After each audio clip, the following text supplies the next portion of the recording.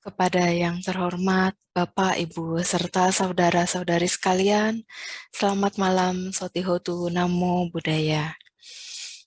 Tema kita pada malam hari ini adalah mengapa hubungan ini terjadi. Hubungan yang dimaksud adalah hubungan kita dengan orang sekitar kita, seperti anak dengan orang tua, pasangan suami istri, dan lain sebagainya. Pertama, kita bahas hubungan anak dan orang tua. Sekarang lagi ngetren mengenai masalah sandwich generation, yang di mana hubungan anak dengan orang tua ini ada keterkaitan karma. Dibilang hubungan hutang piutang karma tentu ada, karena hubungan yang terjadi dan terjalin di antara kita pasti ada hutang yang harus dibayar. Salah satunya hutang budi. Kenapa demikian? Kenapa anak harus membalas budi baik terhadap orang tua? Sekarang dijabarkan orang tua tidak bisa memilih ingin anak yang bagaimana karakternya, sifatnya, berbakti atau tidak, baik atau tidak, melainkan hanya bisa berharap dan berdoa agar anaknya baik, penurut, dan sebagainya. Begitu juga si calon anak. Si calon anak tidak bisa memilih ingin hidup di keluarga yang seperti apa, dengan orang tua yang karakter dan sifatnya seperti apa. Awalnya yang terjadi ialah suatu sesuai dengan proses buah karmanya dulu bekerja. Dalam hal ini, seperti blind spot, setelahnya kondisi-kondisi yang ditimbulkan atau diusahakanlah yang membuat suatu perubahan dalam hidupnya. Tidak pasrah, tidak putus asa, tidak membenci, namun berusaha belajar akan Dharma, menyelami hukum sebab akibat yang dilakukan dan yang diterima. Jika setiap makhluk dapat memilih, pastinya semua ingin memilih yang terbaik sesuai pemikiran dan pandangannya masing-masing. Jadi, setiap individu memiliki pandangan keinginan yang berbeda-beda. Oleh karena itu, berbakti terhadap orang tua adalah berkah utama dan kewajiban seorang anak. Berharap memiliki orang tua yang seperti apa, itu adalah keinginan. Dan harus ingat, setiap keinginan muncul akibat penderitaan yang baru.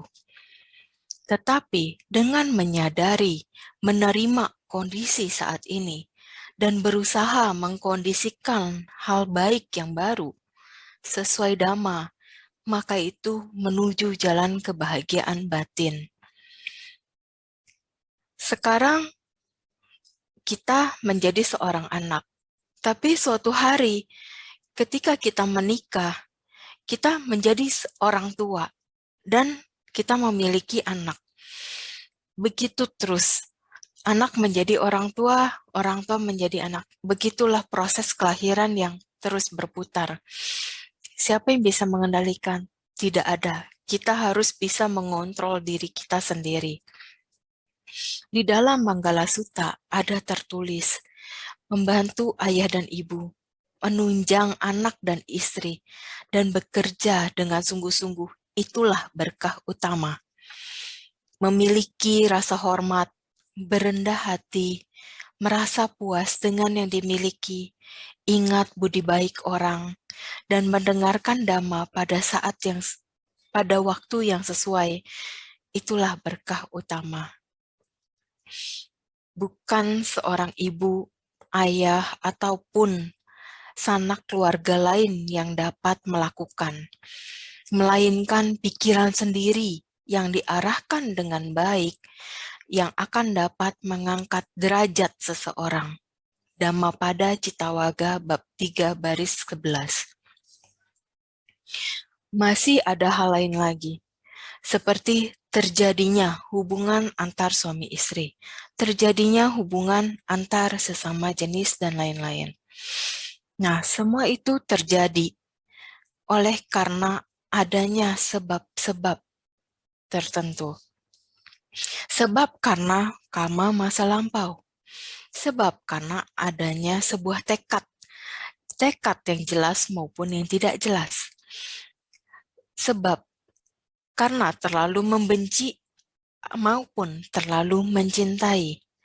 Kemelekatan kuat berada di sana. Yang perlu selalu kita sadari, yang terjadi saat ini adalah buah dari perbuatan kita sendiri di masa lalu. Tidak ada karma warisan, yang ada kecocokan karma antara orang tua dan anak. Jangan pernah menyalahkan siapapun atas penderitaan yang kita terima. Itu adalah buah karma kita sendiri. Jika tidak ingin menderita, janganlah buat orang lain menderita. Jika tidak ingin penderitaan muncul dan berlangsung lama, maka mulailah belajar menerima suatu keadaan dengan pengertian dan pandangan yang benar sesuai Dhamma. Bila ada yang berkata, tetapi gara-gara dia saya jadi begini, ingat, sadari, orang lain hanya pengkondisi. Jika karena dia saya menderita, itu karena buah karma saya yang sudah saatnya berbuah, diterima.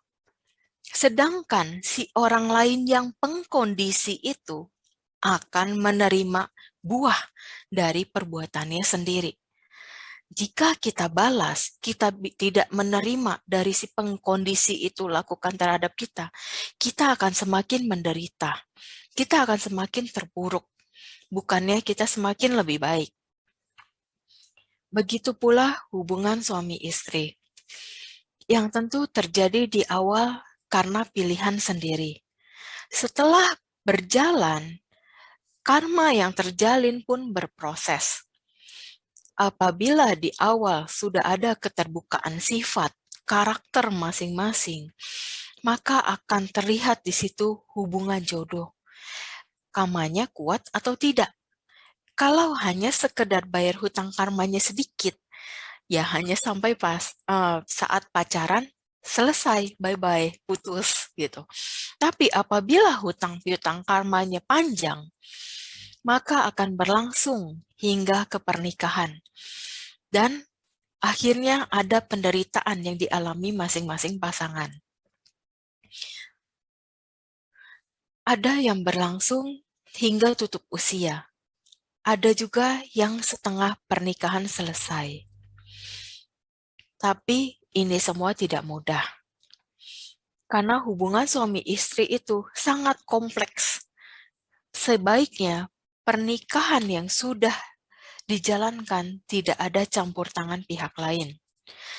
Haruslah jadi pasangan yang bijaksana.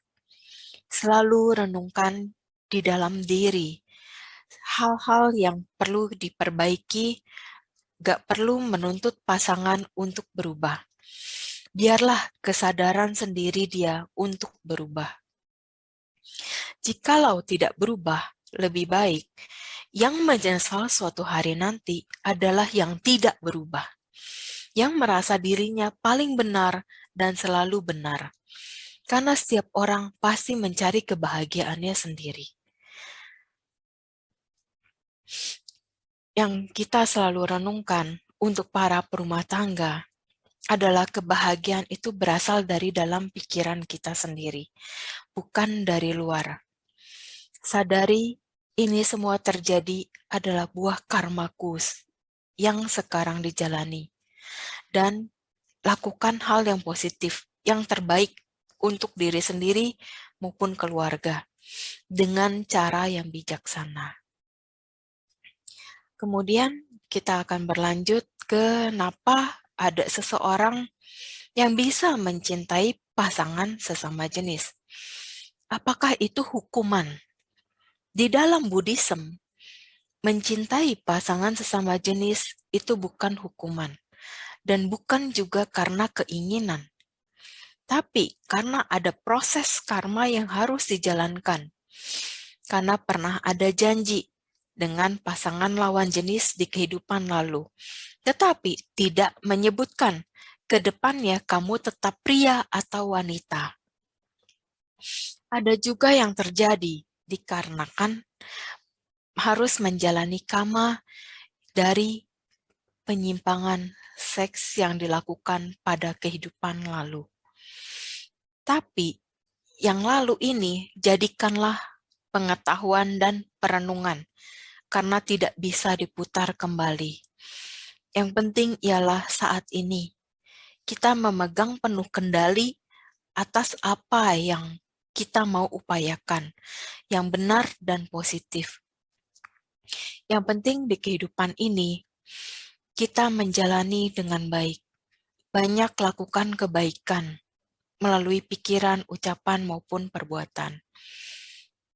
Di dalam Dhammapada lagi, Citta Wagga bab 3 ayat pertama, pikiran itu mudah goyah, tidak tetap, sulit dijaga dan dikuasai.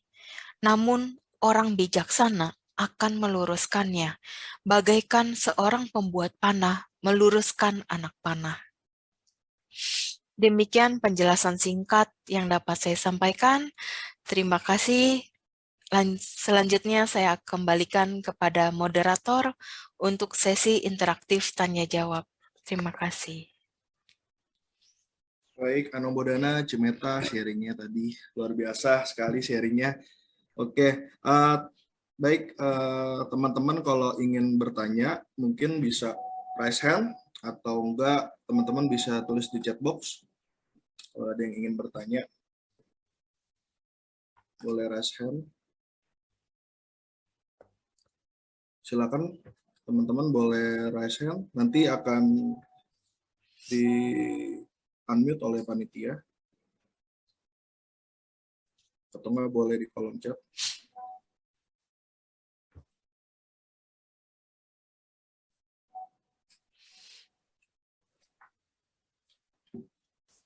Baik, Cimeta, ada satu pertanyaan. Mau langsung dijawab atau dikumpulkan dulu, Cimeta? Sampai 2 atau 3 Bebas, pertanyaan. terserah panitia. Mau langsung juga boleh untuk biar lebih aktif ya. Oke, langsung saya bacakan saja, Cimeta ya. Pertanyaan yang pertama ini dari Ko Henry. Bertanya, jika ada pasangan yang selingkuh dengan pasangan lain, karma buruk apa yang mungkin terjadi di kehidupan selanjutnya? Oke, ini ada dua hal ya. Yang pertama, untuk si korban, kita lah anggapannya kita yang diselingkuhi. Ini adalah buah karma buruknya kita. Kita menerima sakitnya, kita menerima terluka, ya ini adalah hasil dari kita mungkin dulu pernah seperti itu. Makanya ketemu sekarang pasangan, dia bisa melakukan perselingkuhan itu.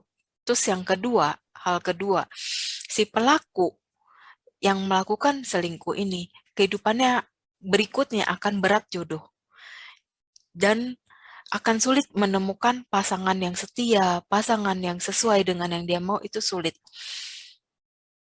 Jadi di kehidupan sekarang mungkin dia bisa bersenang-senang. Nah, di balik istrinya, di balik suaminya yang sakit diselingkuhi. Tapi itu tidak akan berakhir di situ aja. Suatu hari dia akan menerima buah akibatnya.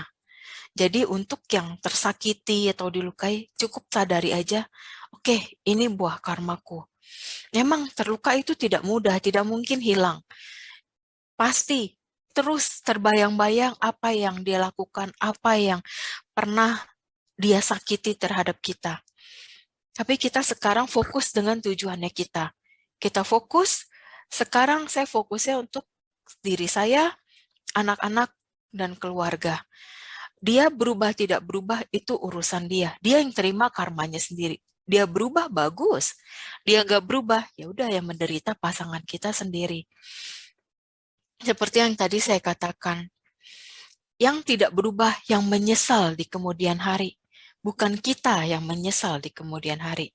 Jadi kita yang harus berubah, kita yang harus tunjukkan kita bisa lebih baik, ada atau tanpa dia. Gitu. Oke, baik, sudah dijawab oleh Cimeta ya jawabannya, Ko Henry. Betul, kita harus setuju dengan Cimeta. Tadi sudah menjelaskan bahwa kita harus berubah terlebih dahulu. Oke, selanjutnya Cimeta ada pertanyaan lagi dari Kinara, atas nama Kinara. Cimeta mau tanya, mengenai pelarisan bisnis itu secara karma bagaimana? Bukannya semua sudah sesuai karmanya, tapi ada pebisnis yang menggunakan pelarisan dan bisa berhasil. Oke. Yang Bagaimana? mengenai penglaris ini seperti dikarbit gitu. Jadi karma baiknya berbuah lebih cepat. Tapi jangan salah, karma baiknya memang dipercepat, dikarbit gitu. Dia menerima, wah makmur, hidupnya enak. Tapi ini tidak akan berangsur lama. Sampai seberapa banyak sih karma baiknya dikarbit terus. Pasti ada momen, ada kondisi karma buruknya berbuah yang besar. Sekalinya berbuah, itu mohon maaf, beratnya minta ampun. Dia bisa mengalami, waduh, kepahitan, keterpurukan yang bisa bertubi-tubi. Yang akhirnya membuat dia tuh seperti maju kena, mundur kena. Mau ke kiri kanan pun dia nggak bisa. Dia kayak harus, ya udah jalanin kehidupan penderitaan pahitnya itu. Ya misalkan, bisa setahun, 2 tahun. Tapi karena dia karbit, karma baiknya, yang bisa sampai 10 tahun, 15 tahun. Nah, ketika menjelang hari tua, dia mengalami penderitaan yang luar biasa. Jadi seperti turunnya drastis yang tak bisa dibayangkan lah kayak gitu. Tetap karma itu terus berjalan sampai dia ya karma buruknya habis. Kalau memang ternyata buruk kematian yang merenggut dia, ya itu akan berlanjut sampai kehidupan berikutnya. Jadi jangan heran kalau ada orang yang ngerasa udah banyak sekali berbuat baik, tapi kehidupannya tidak membaik, malah terus terpuruk, terpuruk, terpuruk, bahkan tergulung dengan karma buruk. Ya, perlu disadari. Jangan mengeluh.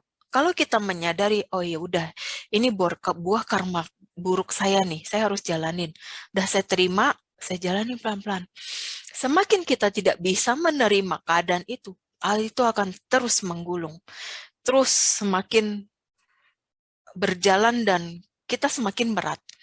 Jadi jangan pernah mengeluh. Setiap sudah melakukan perbuatan baik, ya udah lakukan.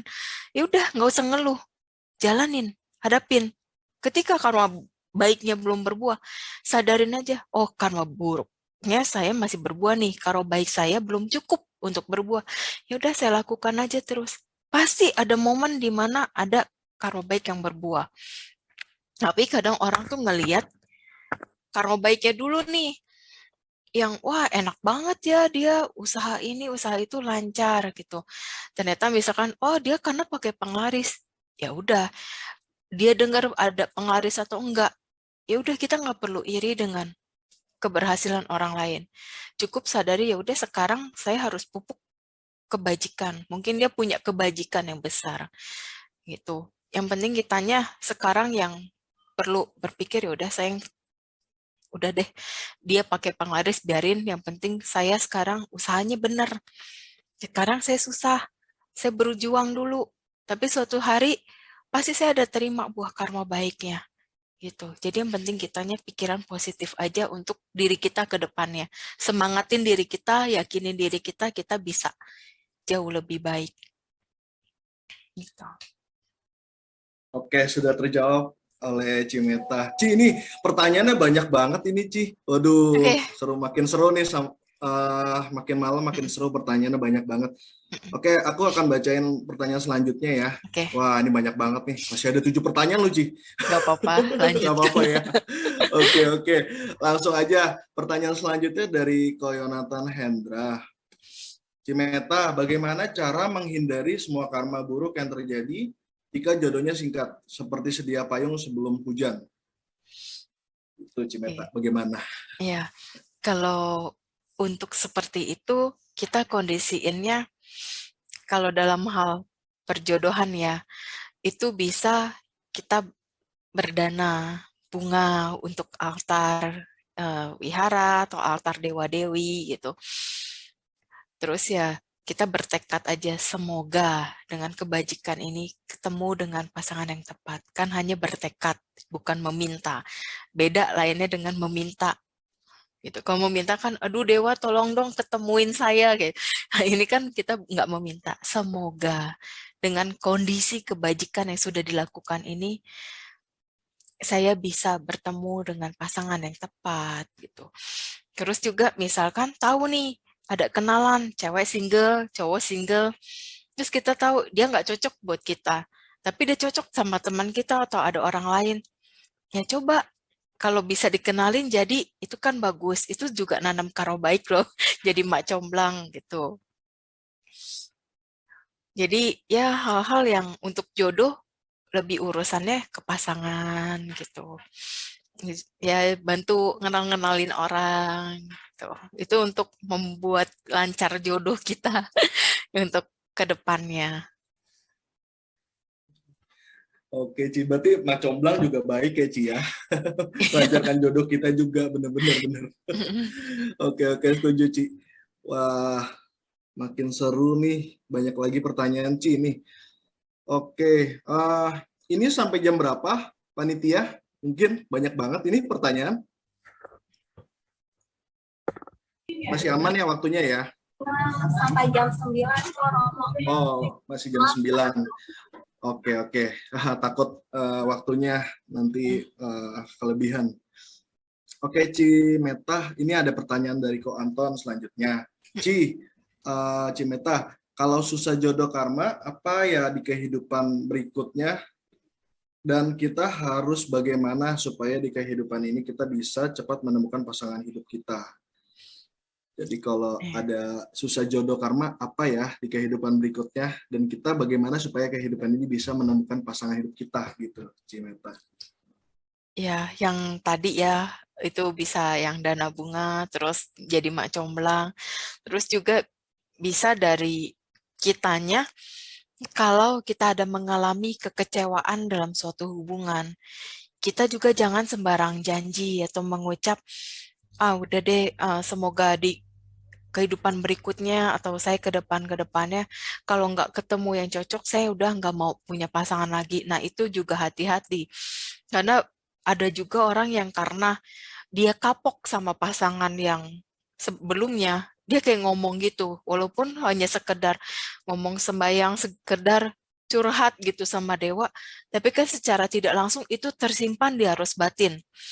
Kalau udah tersimpan di arus batin mau cowok sebaik apapun di depan dia, ngerasa, enggak lah, enggak mau. Tapi ntar di satu sisi, dia kadang ingin gitu. Oh, pengen tuh punya pasangan, pengen tuh berumah tangga. Tapi ntar ketemu lagi cowok yang baik, cowok yang gimana. Muncul lagi perasaan, enggak lah, ngapain gitu. Jadinya itu karena masuk ke arus batin, akhirnya keblok sendiri. Jadi yang penting di kitanya kalau sudah mengalami kapok dengan salah satu pasangan, udah nggak usah ngucap apa-apa. Cuma berdoa aja, lakukan perbuatan baik, selalu kondisikan hal-hal positif untuk diri kita ke depannya. Jadi hati-hati, ngeluh itu juga bisa masuk ke arus batin, membuat diri kita sendiri yang menderita tanpa kita sadari.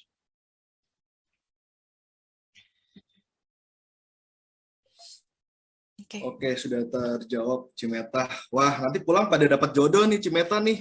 Dapat tipsnya dari Cimeta semua nih. Waduh. Oke. Selanjutnya ini dari Ko Andi Winata, Ci. Aku baca dulu pertanyaannya. Cimeta, Namo Buddhaya, Ci. Ada kemungkinan nggak sih kita di kehidupan ini hanya punya jodoh satu aja, atau banyak sekali kita bertemu dengan jodoh? Dan apa sih karma seseorang yang nggak nikah? Nah, yang nggak nikah apa tuh, Ci? Karma seseorang tuh. Wah, pertanyaannya ini kayaknya udah ngebet nih, Ci. Kayaknya, Ci. Iya. Oke, Ci, silakan dijawab, Cimeta.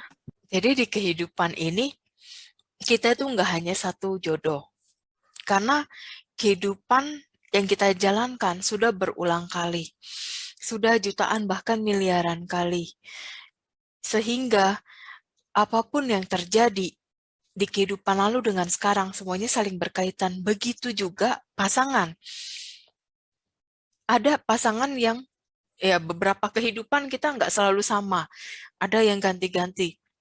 Terus bisa di kehidupan ini ketemu yang dulu mantan suami kita, yang dulu kokoh kita, yang dulu adik kita, yang dulu ayah kita, yang dulu ibu kita, dan banyak macam. Jadi ketika di kehidupan sekarang kita tidak menjadi saudara dengan mereka semua ini, tentu bisa tiba-tiba ketemu ada perasaan khusus yang dirasa, aku baru ketemu dia tapi kok rasanya nyaman sekali ya, kok rasanya kayak udah kenal lama ya gitu. Dan ini membuat aku enak gitu, baik, nyaman. Nah, itu kalau mau dijalankan, ya silakan. Entah dulu dia siapanya kita, tapi kita merasa nyaman, merasa ini baik, jalanin dulu. Karena setelah itu kan karma berproses.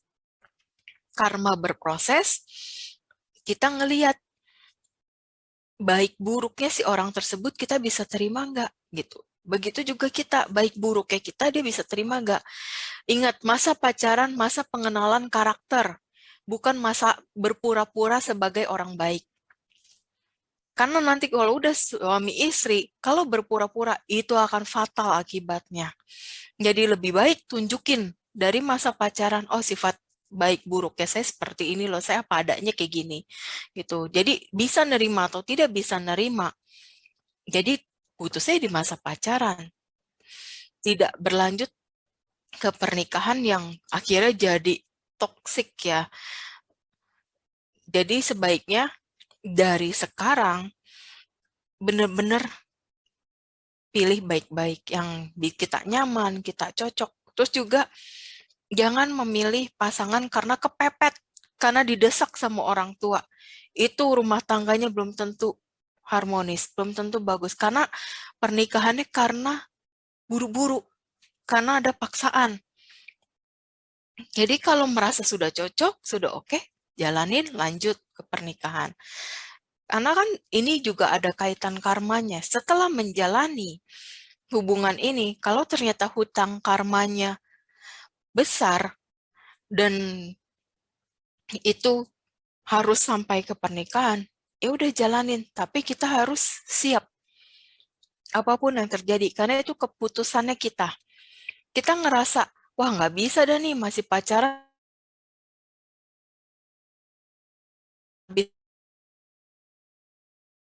putuskan di masa pacaran, udah ketahuan ini hubungannya pertama tidak sehat. Terus kedua berarti hutang karmanya ini kalau masih bisa dihindari ya hindari. Kalau tidak bisa hindari, misalkan udah dikasarin sebagaimanapun, dia merasa tetap enggak deh, tetap aku mau nikah sama dia. Oke, tetap pernikahan itu berlanjut dan itu proses karma terus berjalan. Entah hubungannya akan semakin baik, semakin buruk, itu balik lagi ke kita sama pasangannya. Gitu. Jadi, yang pasti dalam kehidupan ini, kita tidak hanya ada satu jodoh, tapi ada beberapa. Karena hidup adalah pilihan, jodoh pun adalah pilihan. Kita mau menikah atau tidak, itu juga pilihan.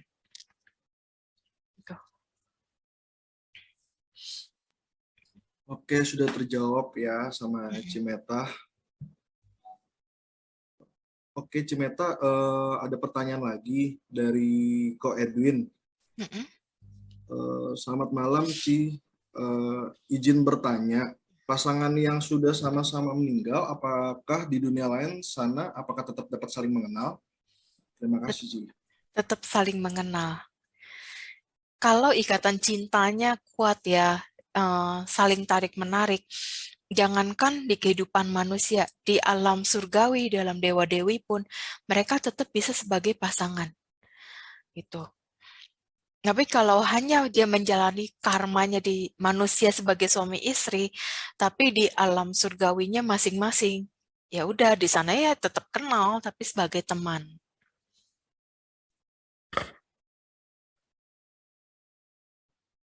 Oke, Ko Edin sudah terjawab ya. Jadi masih saling mengenal tuh nanti sama pasangannya ketika sudah meninggal juga. Oke, ada pertanyaan lanjut lagi nih, Ci. Waduh, makin malam, Ci. Bener aja tadi aku lihat pertanyaannya scroll ke bawah nih nggak habis-habis nih, Ci. Wah, makin seru. Oke, dari Ciliana nih, Ci. Mau tanya Cimeta. Kalau Ci, kalau sudah tidak ada kecocokan dengan pasangan dan berharap bisa berpisah baik-baik, apakah itu termasuk pembuat karma buruk, Ci? Enggak. Karena ya itu balik lagi ya, hidup adalah pilihan.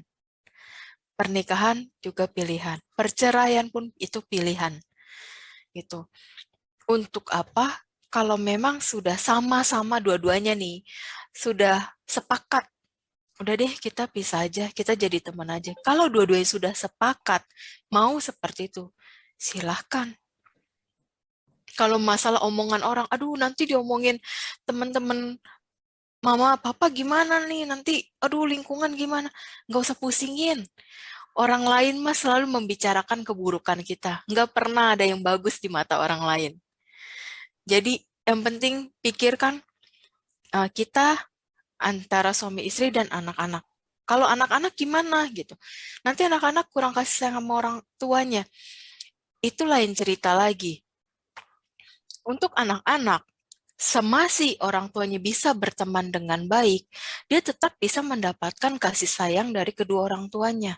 Selama anak ini dikasih tahu hal-hal yang baik, hal-hal yang positif. Perpisahan ini bukan karena permusuhan. Perpisahan ini bukan karena untuk saling menyakiti. Tapi kita tetap keluarga, kita tetap family. Hanya bedanya mami sama papi udah tidak tinggal bareng. Kamu mau main sama papi silahkan, kamu mau main sama mami papi pun nggak apa-apa. Toh kita bisa tetap sebagai teman kan, sebagai suami istri ini. Yang sudah jadi mantan tetap jadi teman, bisa pergi sama anak-anak gitu. Jadi balik lagi kesepakatan dari si suami istri ini gitu.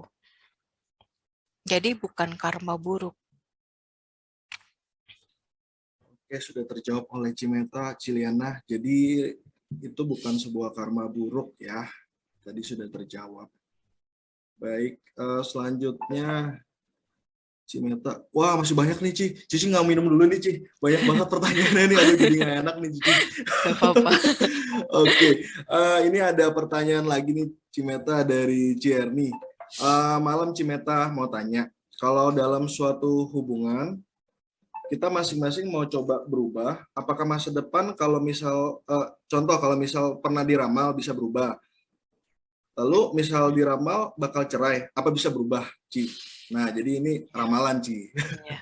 Ramalan itu semua bisa berubah. Tidak ada yang pasti dalam hidup ini, termasuk ramalan. Gitu. Jadi sekalipun udah diramal, wah bisa cerai nih, atau wah bisa nikah lagi nih, atau punya istri berapa gitu. Kalau kitanya enggak mau dan kitanya juga merasa hubungan kita masih bisa diperbaiki, sama-sama mau memperbaiki, ya nggak ada apa-apa sih. Semuanya bisa tetap langgeng, tetap baik-baik aja gitu. Karena balik lagi kita ke diri kita ya, sama pasangan kita. Bagaimana komunikasinya? Kalau komunikasinya udah kurang bagus, terus sama-sama udah sepakat, mau berubah, ya udah berjuang berdua berubah, saling menyemangati, saling mensupport. Jadi hubungannya akan baik-baik aja ke depannya gitu. Oke, sudah terjawab ya, Ciani. Jadi dalam sebuah hubungan itu kita harus saling support antara satu sama Ya. yang lain. Oke, sudah terjawab oleh Cimeta tadi. Ci, ini nggak ada namanya. Ini namanya Opoh 1, Ci. Udah ganti kayak namanya nih. Oppo 1. Bertanya nih, Cimeta mau bertanya, kalau ibu saya pernah aborsi dikarenakan ketidaktahuan Dhamma semasa hidupnya, setelah mengenal Dhamma, dia merasa penyesalan. Apakah ada solusi untuk ibu saya, Ci? Terima kasih, Namo Buddhaya. Kalau hal seperti ini lebih gampang daripada masalah jodoh. Karena kalau untuk aborsi ini karena ketidaktahuan kita, terus kita ada menyesal, ya udah, cukup penyesalannya jangan dilanjutin. Cukup pernah menyesal aja. Karena kalau penyesalannya dilanjutkan, jadi pikirannya jadi kesel, kecewa sama diri sendiri, akhirnya nanam karma buruk. Walaupun kecil, itu terus diulang, itu membahayakan kita ke depannya. Nanam karma buruk terus jadinya. Jadi kalau untuk aborsi ini, untuk mengkondisikan yang baiknya, kan banyak nih sekarang anak-anak yang ditelantarkan, atau dari keluarga sendiri, misalnya ada yang saudara yang kurang mampu, anaknya butuh biaya pendidikan, biaya susu segala macam, kita bisa bantu gitu. Kalau dari sana keluarga saudara nggak ada, baru kita ke panti asuhan, ke anak-anak terlantar gitu. Kita bantu kebutuhan-kebutuhan mereka. Mereka butuh kasih sayang pun, ya kalau kitanya mau peluk, ya silahkan. Tapi kitanya misalkan masih agak ngeri-ngeri ya karena kondisi begini, ya udah kita support aja kebutuhannya mereka, itu juga sudah membantu. Itu. Oke, Romo. Oke, sudah terjawab oleh Cimeta. Oke, Ci, ini ada pertanyaan lagi oleh Ko Andi. Wah, Ko Andi nanya lagi nih. Kenapa sih orang kena santet atau kena gangguan padahal ibarat orangnya itu baik, suka baca parita dan masih kena? Ya. Wah, Seseorang itu bisa tetap kena santet, kena pelet kalau ada kondisi dari karma buruk kita yang berbuah. Gitu. Karena kan mau orang sebaik apapun, ketika karma buruk berbuah, tidak ada yang bisa menghindar. Hanya yang besar bisa dikecilin aja, tapi itu tidak bisa benar-benar hilang.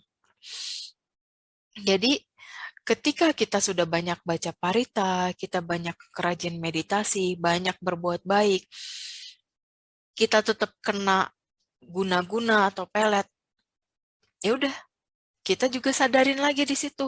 Ini karma burukku lagi berbuah.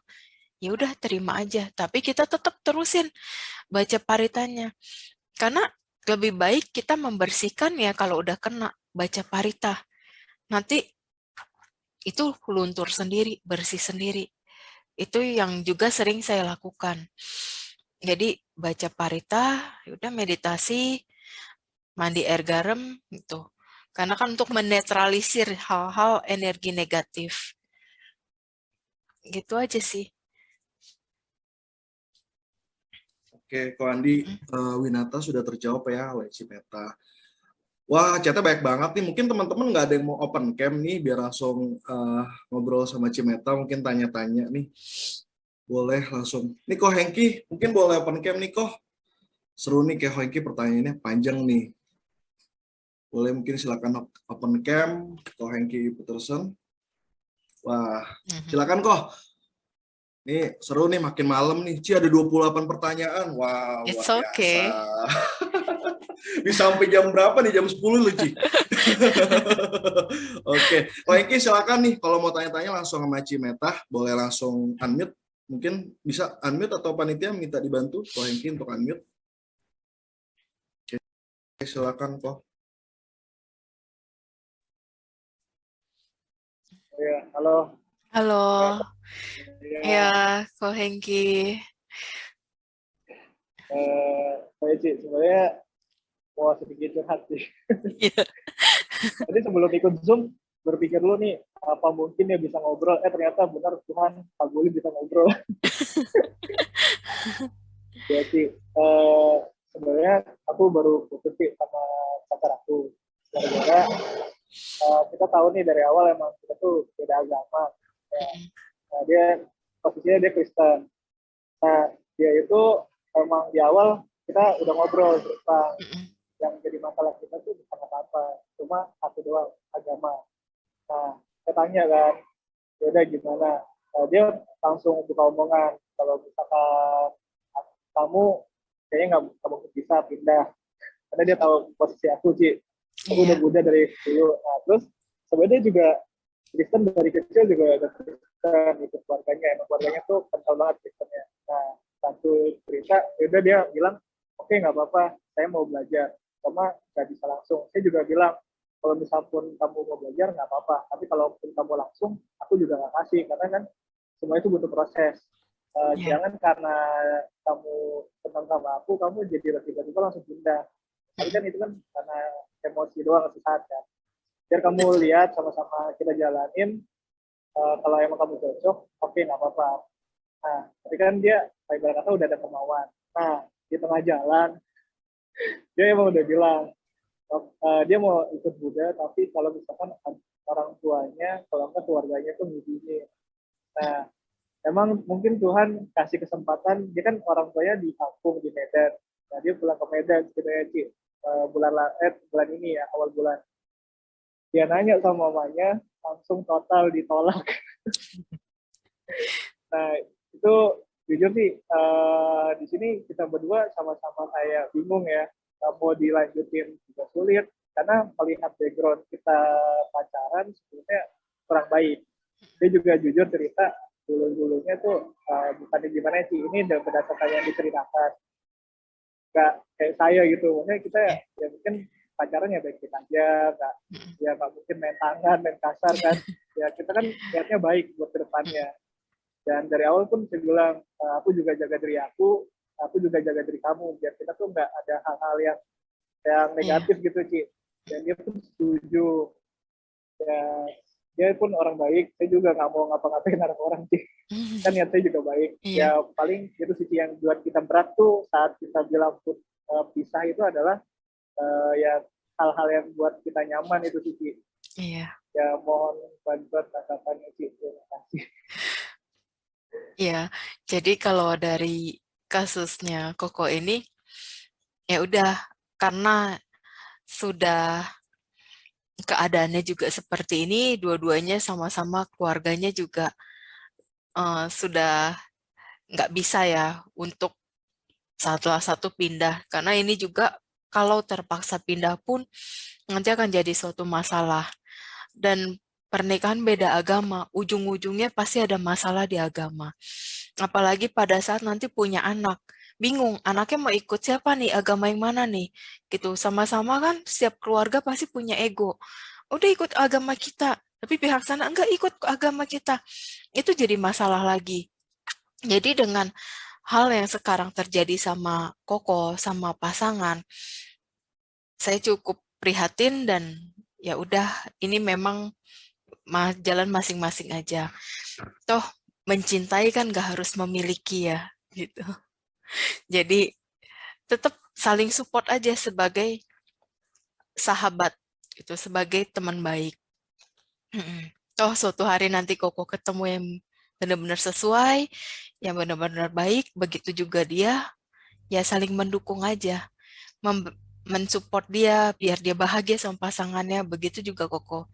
Sakit sih sakit pasti, tapi ya mau gimana ya, daripada dipaksa pernikahan, ujungnya juga perpisahan untuk apa gitu.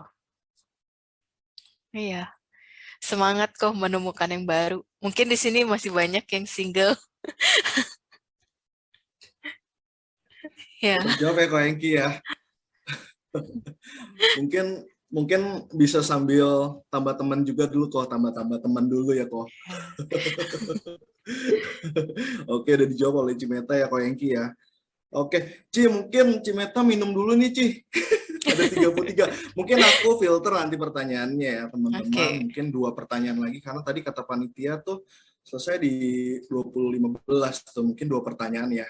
Ci. Aku bacain aja biar cepet ya. Oke, siap. Takutnya ntar, wah masih ada 34, nggak mungkin sih aku bacain semua ya. Bisa sampai jam 11 nih. Nanti Cimeta nggak bisa lanjut lagi kegiatan yang lain. Oke, Ci, ini ada pertanyaan selanjutnya dari Cisan atau Kosan ini namanya. Oke, aku bacain ya. Suki Botu Namo Buddhaya, Sukihoto Namo Buddhaya. Wah, mungkin Suki ya. Disambung. Oke, malam Cimeta mau bertanya, kalau almarhum suami sering muncul di mimpi dan kadang memberitahu nasihat, apakah berarti si istri apa nih? Mungkin nggak selesai di pertanyaannya. Mungkin apakah maksudnya mungkin apakah si istri mungkin ada rasa kangen ya mungkin ya dimimpin terus nih Ci. Soalnya nggak selesai pertanyaannya. Oh, ini di Oke, bawah mungkin. ada nih kok, istri melekat atau almarhum masih melekat gitu. Oh ya dilanjut. Oke, aku nggak lihat Ci. Iya, nggak apa-apa kok. Oke. Iya. Cimeta ya istri melekat atau almarhum masih melekat gitu Ci. Oke, nomor Ini Ci. kalau masih dimimpin ini dua-duanya masih melekat. Tetapi si suaminya dia lebih bijaksana, jadi dia banyak memberitahu. Tetap datang ke mimpi, dia kasih tahu untuk istrinya bisa melepaskan dia. Karena kalau suaminya terus dilekati, dia juga jadi berat untuk melepaskan keluarganya. Jadi ini belajar sama-sama melepas, terutama si yang ditinggalkan. Jadi kalau yang ditinggalkan pelan-pelan berubah dengan dilimpahkan jasa untuk almarhum, nanti bisa membaik keadaan almarhum dan akhirnya tetap si pasangan bisa menjadi penolong keluarga, hanya sudah beda alam. Gitu. Butuh waktu lah untuk melepas. Oke, sudah terjawab oleh Cimeta ya. Tadi pertanyaannya sudah dijawab. Oke, ini udah masih lama ya, 21. Oh, masih lama. Aku pikir udah jam 9 nih. Aduh, saking banyak pertanyaan, Ci. Sorry. Oke, tadi mungkin udah versi cowoknya ya, udah open cam. Mungkin ini aku mau coba pilih ya, yang ceweknya boleh open cam, langsung tanya Cimeta, boleh Ci ya? Ya. Aku pilihin nih. Oke, ini ada Cimilan. Cimilan boleh langsung open cam nih. Mungkin tanya langsung ke Cimeta nih. Oke, silakan Cimilan.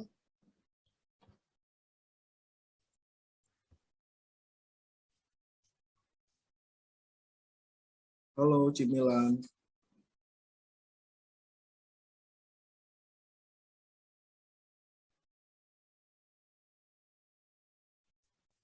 Halo, silakan Cimilan, boleh langsung open cam, tanya langsung ke Cimeta pertanyaannya. Oh, kayaknya Cimilan lagi nggak di Zoom-nya, lagi off mungkin ya. Oke, aku cari lagi yang cewek ya. Oh ya, ada Cimona Lisa Mona. Ci, silakan Ci. Oh enggak, ini aku kira tadi bertanya ya, rupanya cuma perkenalan. Wah, ini ada bahasa Jepang, ini aku nggak bisa baca, Ci. Bentar aku pilih lagi ya, cewek. Oke, aku cari lagi. Oke, ini ada pertanyaan dari Cidesilia. Cidesilia boleh open cam langsung, Ci. Biar ada interaksi juga, jadi aku nggak bosen bacain terus kan. Oke, silakan open cam Cidesilia, silakan.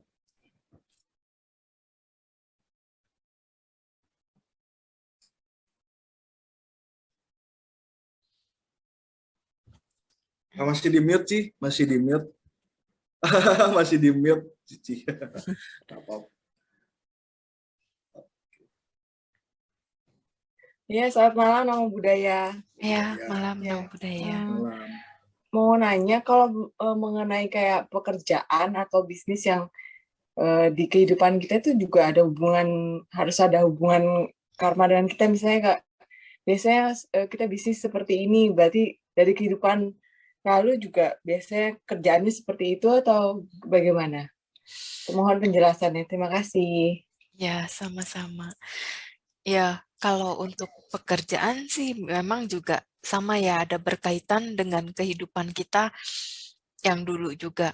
Misalkan kalau kita dari kehidupan dulu-dulunya selalu sebagai pekerja, kita kerja sama orang terus. Jadi di kehidupan ini pun kita ketika mau berusaha itu banyak gagalnya, tapi ketika kerja cepat untuk penyesuaiannya maupun naik levelnya. Dan bisa juga gampang untuk akrab dengan bosnya di perusahaan tersebut maupun dengan partner-partner kerja yang lain. Terus kalau memang di kehidupan dulunya dia sebagai pengusaha dan lebih sering usaha, di kehidupan sekarang dia mau kerja sama siapapun tuh nggak ada yang cocok. Jadi ya udah dia harus ada usaha gitu, dan usaha untuk bidangnya sebenarnya kalau di kehidupan sekarang ngikutin di passionnya kita. Kalau kita udah passion dan kita ngerasa cocok ngejalanin, nah di situ bisa maju. Kalau udah dibilangin nih, kamu bisnisnya nggak cocok nih sama air, tapi dia nggak merasa passion gitu di air, dia merasa cocok. Ketika dia jalanin malah tetap jadi gitu, sukses. Jadi balik lagi sekarang cocok nggak cocoknya tergantung di passionnya kita gitu.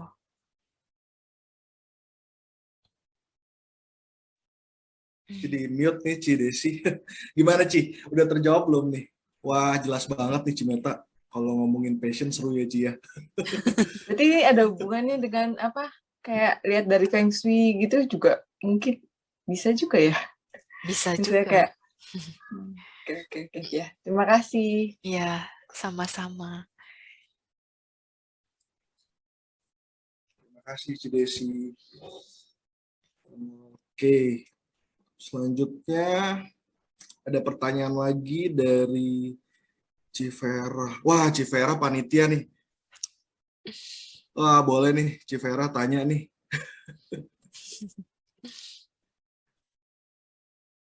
Civera nggak mau open cam nih. Silakan Ci.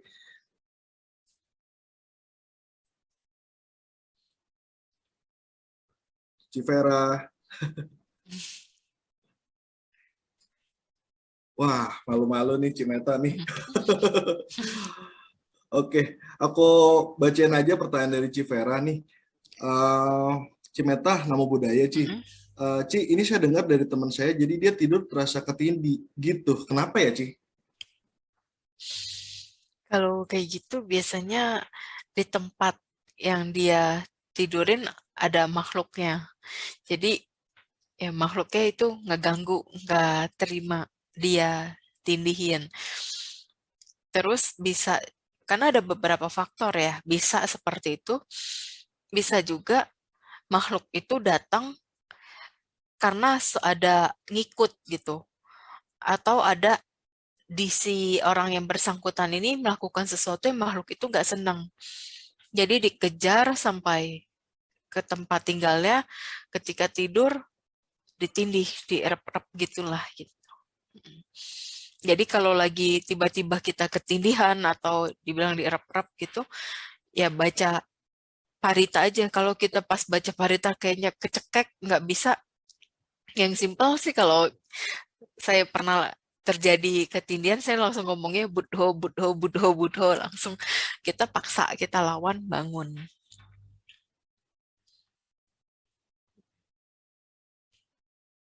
Oke, sudah terjawab ya Civera. Tadi pertanyaan sudah dijawab oleh Cimeta. Oke. Ini aku pilih lagi ya Ci, pertanyaannya nih. Ada pertanyaan lagi nih Cimeta dari Cimona Lisa Mona. Selamat malam panitia dan Cimeta. Namo Buddhaya, boleh bertanya untuk Cimeta. Ci, jika sudah berumah tangga selama 20 tahun tiba-tiba mau pisah, apakah itu jodohnya sudah selesai putus? Apakah itu hanya prinsip ego mau masing-masing ingin menang sendiri? Jadi Ci bertahan hanya demi anak-anak, kalau yang berjuang hanya sini istri semua dan bertanggung jawab semua, gimana solusinya ya Ci? Terima kasih panitia dan Cimeta. Ya, kalau untuk masalah yang seperti ini, itu coba diomong berdua dulu. Kesepakatan berdua. Kalau ternyata diomongin berdua, nggak ketemu titik solusinya, ya udah tanya balik ke pasangan. Dia maunya seperti apa hubungannya. Terus Cici utarakan juga, Cici mau hubungannya seperti apa. Kalau berdua-duanya sama-sama berarti berat untuk bisa terus bersatu, ya diomongin baik-baik, dan berpisahnya pun baik-baik. Jangan karena ego, hanya karena emosi sesaat ngambil keputusan berpisah, itu akan berdampak tidak baik ke depannya. Jadi pastiin ada komunikasi dulu berdua. Omongin baik-baik gimana. Gitu. Karena ini agak, yaitu balik lagi yang tadi, kalau masalah rumah tangga itu sangat sensitif. Jadi harus hati-hati dalam si istri penyampaiannya maupun si suami. Nah, kalau bisa pada saat ngomong, jangan sama-sama lagi emosi. Itu akan berdampak kurang baik untuk pertumbuhan anak maupun untuk di hubungannya. Apalagi ribut depan anak, ya itu sangat tidak bagus sekali. Itu akan memberi trauma mental di dalam diri si anak tersebut. Jadi seseorang pun bisa nanti ketika dewasanya si anak tersebut, dia bisa ada trauma dalam pernikahan karena dia melihat pernikahan orang tuanya nggak bahagia. Itu bisa jadi kendala baru, masalah baru. Jadi baiknya kalau ada perselisihan tidak di depan anak. Bicarakan dulu aja baik-baik. Pisah atau tidak, itu keputusan bersama.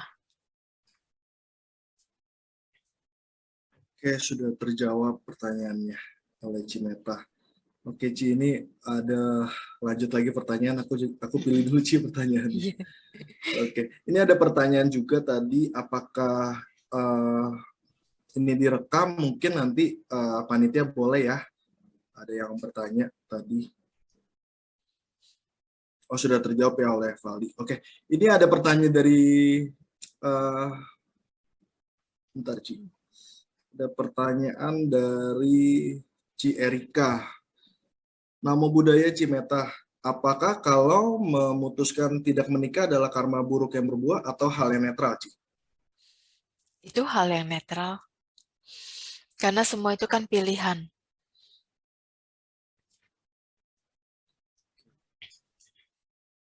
Oke, semua itu pilihan. Itu hal yang netral Ya. ya, Ci, sudah terjawab. Oke, ada pertanyaan lagi dari Cibeti. Namo Buddhaya Cimeta, perbuatan baik yang bagaimana yang harus dilakukan lebih banyak lagi agar bisnis yang badak dapat lancar kembali? Nah, kalau untuk urusan bisnis ini kan ada hubungannya dengan ekonomi ya. Jadi kalau kita mau urusan di ekonomi, bisnisnya lancar kembali, ya kita juga harus kondisiin dengan banyak tanaman perbuatan baik. Jadi mau berupa materi maupun non-materi. Kita misalkan punya tenaga nih, terus ngedenger di mana gitu, mau adain baksos dan kurang personil. Nah, kita boleh menawarkan diri, saya boleh gak jadi volunteer, ikut bantu-bantu bagi sembakonya. Kalau dari sana boleh, itu bagus. Karena kan nggak harus kita dengan materi. Terus, misalkan orang tua di rumah berasnya habis. Terus kita bisa menawarkan diri, mah di sana beras habis ya, saya beliin ya gitu. Gak usah nanya lagi, mah mau nggak aku beliin? Orang tua pasti bilangnya, udah nggak usah.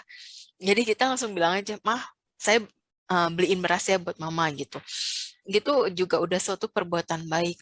Jadi lakukan banyak kebajikan di sekitar kita. Yang bisa kita lakukan, lakukan. Jadi nggak melulu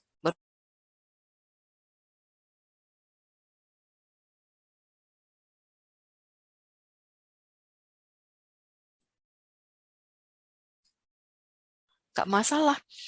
toh karma juga tetap berbuah, karma baik ini. Hanya masalahnya kan sesuai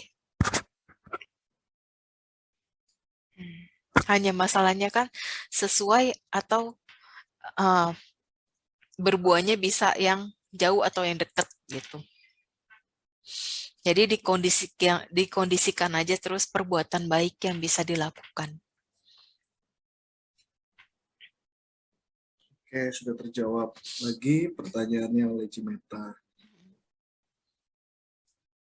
Oke, Ci, ini ada pertanyaan dari Cimilan. Nama budaya Cimeta dan saudara sekalian. Selamat malam, mohon izin saya mau tanya apa yang harus kita lakukan untuk mengendalikan emosi dalam menghadapi masalah yang berulang-ulang dengan keluarga atau orang lain. Sedangkan kita belum tentu selalu bisa mengendalikan emosi. Terima kasih. Ya, kalau untuk emosi ini dengan mengendalikannya sehari-hari, kita kalau bisa dan ada kesempatan sebenarnya ya kita harus memang sediakan waktu sih 5 menit, 10 menit, 15 menit untuk duduk meditasi, untuk latihan. Kita bisa diam selama 15 menit aja, itu sama aja kita melawan ego dan emosionalnya kita. Terus kita dalam hati ya selalu ucapkan semoga saya berbahagia, semoga saya berbahagia. Itu dengan kita membalas emosionalnya kita dengan cinta kasih. Jadi memberi ketenangan, memberi kedamaian dengan ucapan cinta kasih ke dalam diri kita sendiri. Nanti setelah itu lama-kelamaan emosionalnya kita nggak gampang meledak-meledak seperti petasan. Ketika ada masalah, ada yang kita bisa hadapi dengan tenang. Terus misalnya ada pemicu masalah lagi yang membuat emosi kita, wah mau meledak kan kita langsung sadar nih. Udah kita diem, kita cukup dengerin, kita tinggal dulu. Jangan langsung kita ledakin di saat itu. Karena percuma, pihak lawan belum tentu mau mendengarkan omongannya kita. Yang ada debat kusir berkepanjangan yang nggak ada hasil. Lebih baik dengerin, tinggal dulu, emosi kita mereda, keadaan sudah agak tenang, agak kondusif, tidak panas, baru ajak ngobrol dari hati ke hati. Kenapa tadi begini? Terus nggak suka lah atau nggak setuju dengan pendapatnya, dia diomongin. Nanti pihak sana yang udah mau meledak lagi, dari pihak kita tahu nih, oh dia mau ngamuk nih, mau marah nih, mau meledak. Ya udah, kita redam atau kita tinggal dulu. Tunggu dia reda lagi, ajak ngomong lagi. Itu memang butuh waktu, tidak mudah. Tidak cepat lah, seperti membalik telapak tangan, itu butuh waktu. Itu. Oke, sudah terjawab ya oleh Cimeta pertanyaan tadi.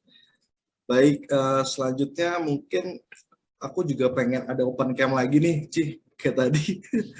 Jadi kayak berasa kalau ngelihat ini kan nggak ada yang open, kayak sepi ya. Ayo teman-teman mau open cam mungkin raise hand boleh, langsung open cam bertanya, biar ada interaksi. Paldi mungkin mau bertanya. Mau ada Cimeta di sini nih, Paldi. Silakan kalau mau bertanya. Yang tadi pertanyaan saya bentar. Oh iya gini aja, Ci. Mau tanya, Ci. Kenapa bunuh diri itu tidak dikategorikan termasuk akusala garuka karma? Apakah ada seseorang yang bunuh diri itu, kan kalau akusala garuka karma kan pasti masuk neraka kan? Tapi apakah ada kasus orang bunuh diri itu dia nggak masuk neraka, misalnya masuk yang lebih rendah tetap gitu dari alam manusia? Iya, rata-rata sih kebanyakan yang aku temuin di alam peta ya kok. Gitu. Karena setidaknya seseorang itu masih memiliki kebajikan-kebajikan tumpukannya yang dari kehidupan lampau. Jadi ada kondisi yang baik berbuah, yang buruknya juga ada yang berbuah. Hanya dia jadinya di alam peta yaitu menderita ke sana ke sini, butuh minta tolong sama orang, tapi dia tuh terlahirnya kalau bunuh diri di alam peta yang sulit menerima pelimpahan jasa. Jadi dia mau datang ke sana ke sini pun ada yang bantu pelimpahan jasa, dia tidak merasakan apapun. Dia kayak hampa gitu. Ketika orang melimpahkan jasa, dia diam aja. Nggak ada ekspresi, tapi menderita. Perasaan menderita itu luar biasa kuat. Akhirnya ya cuma bisa ngeganggu orang dengan orang, ada manusia yang ngedenger dia nangis, kayak nangis terseduh-seduh gitu. Terus ada lagi dia datang kemana, kayak dia nampakin diri. Datang kemana, dia gangguin lagi. Kayak gitu, sebenarnya dia butuh pelimpahan jasa maksudnya. Tapi karena tidak bisa, ya udah dia terus begitu sampai nanti batas waktunya selesai, itu lama banget ya. Baru dia sekali naik, ya bertahap. Naik ke yang parada 7 dulu, yang butuh pelimpahan makanan. Nanti dari situ naik lagi ke yang jasa kebajikan. Nah, baru di situ bisa menerima pelimpahan jasa kebajikan. Nanti baru kondisi karmanya nih. Dari situ langsung ke manusia kah atau ke alam dewa dulu. Kondisi karma semua yang berproses. Oke. Ya, terima kasih, Ci. Sama-sama. Mudah-mudahan Cimeta Valdi sudah Mudah-mudahan. terjawab ya pertanyaannya tadi. Kalau boleh tahu, Ci, kan ada kata Ci banyak kasus kan bunuh diri sebenarnya. Yang paling tua itu sebenarnya hidup di dunia ini, alam peta itu berapa tahun sih yang Cici pernah ketemu? Apakah benar-benar dia dari zaman misalnya zaman yang benar-benar belum masih sedikit manusia sampai berubah sampai zaman seperti ini gitu? Kalau dari yang alam peta ini, sebenarnya alam peta tuh nggak ada jangkauan usia ya. Dia tidak ada batasan waktu. Gitu. Yang ada batasan waktu hanya dari manusia ke atas. Ke bawah tidak ada jangkauan waktu. Cuma binatang yang di bawah ada jangkauan waktu. Di luar itu tidak ada. Jadi kalau ketemu waktu itu pernah ketemu makhluk peta yang udah dari zaman-zaman Belanda, zaman-zaman Jepang yang masih pada pakai pakaian perang zaman dulu ya, itu masih ada. Masih ada pernah ketemu. Tapi udah hanya di tempat-tempat tertentu ya, yang dulu pernah ada kejadian ya peperangannya di daerah sana, atau pernah ada ya korban-korban gitu, yang seperti yang saya pernah lihat waktu masih SD itu di Lubang Buaya. Dulu ada pelajaran yang ke sana kayak karya wisata sekolah ke Lubang Buaya. Nah, di situ pada saat lagi ngeliat-liat kan ada banyak masih bercak-bercak darah yang dulu nggak dibersihin ya, mengering gitu, terus ranjang-ranjang, terus lubangnya yang ditutup. Nah, pada saat itu banyak sekali di sana itu korban-korbannya itu masih ada loh. Itu terus di dalam sumurnya itu pas ngeliat juga kayak masih ada yang meronta-ronta minta tolong gitu, minta ditolongin ke atas. Itu serem banget. Jadi pas habis dari Lubang Buaya itu pulang ke rumah, ada kali semingguan itu makhluknya terus datang ngebayang-bayangin. Oh, terus ya, satu lagi nih, Ci ya. Kata orang, kalau orang seandainya ada kejadian pembunuhan di suatu, misalnya anggaplah dia gantung diri di pohon. Apakah benar kalau seandainya kalau nggak mau serem, pohonnya dipotong aja? Nanti makhluknya marah nggak, Ci, sebenarnya? Atau dia mencari tempat lain gitu? Dia mencari tempat lain. Tapi memang juga pernah ada kejadian. Jadi ada dia tuh bunuh diri di salah satu pohon. Nah, dia masukin, nyurupin, nempelin ke seseorang yang dia ada pekerjaannya di daerah sana. Nah, pada saat itu jadi lidahnya tuh menjulur keluar, lidahnya panjang sekali keluar. Kayak gitu, tapi dia misalkan udah nggak mau keluarin, masuk sendiri lidahnya. Itu dia cuma bisa nangis terus keluar lagi. pada saat itu makhluknya bilang, masih ada umbul pohonnya di dekat pabrik tersebut. Dicari semua sama keluarga dan tetua wilayah sana. Ketemu ada umbul pohonnya. Terus minta diangkat, akhirnya diberesin semuanya, udah nggak ada kejadian apa-apa lagi. Jadi kalau mau ngangkat pohon itu bekas gantung diri, harus diangkat sampai akar-akarnya. Oh, Mm-mm. gitu tuh ya. Mm-mm. Dan bener nggak sih, ini terakhir saya sekali aja, bener nggak sih jumlah makhluk halus itu bener-bener lebih banyak daripada manusia? Jadi kalau saya kita naik kendaraan pun sebenarnya kita bisa nabrak banyak orang kalau dihitung gitu, banyak makhluk halus. Emang banyak banget. Kalau kita tidak bisa kontrol kemampuan ini, aduh, udah nggak tahu, udah stres kali. Karena ngelihatnya memang benar-benar banyak banget. Waktu ya pergi ke Thai pun, di sana juga banyak gitu. Jadi mau dimanapun kita berada, makhluk peta itu memang lebih banyak dari jumlah manusia. Yang bisa dilimpahin jasa ya hanya segelintir orang-orang yang kita kenal gitu. Sebesar apa sih umat Buddhis di seluruh dunia gitu. Ya hanya segitulah yang bisa dilakukan pelimpahan jasa. Tapi yang tidak mengenal pelimpahan jasa berapa banyak Oke, gitu. oke Ci, cukup sampai situ. Ya. Oke, udah Nah, terjawab ya, Paldi. Wah, pertanyaan urutannya banyak ya, Paldi ya.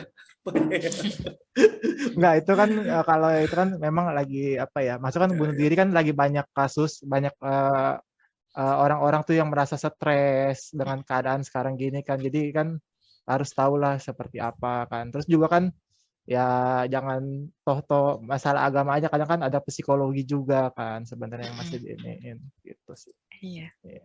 Oke, udah terjawab oleh Cimeta ya, Paldi. Oke, selanjutnya yang open cam, oh ya ada ya, Ko Henry. Koh, mau tanya gak, Koh? Udah open cam. Silakan, Koh, kalau mau tanya nih. Silakan open mic-nya, Koh. Silakan.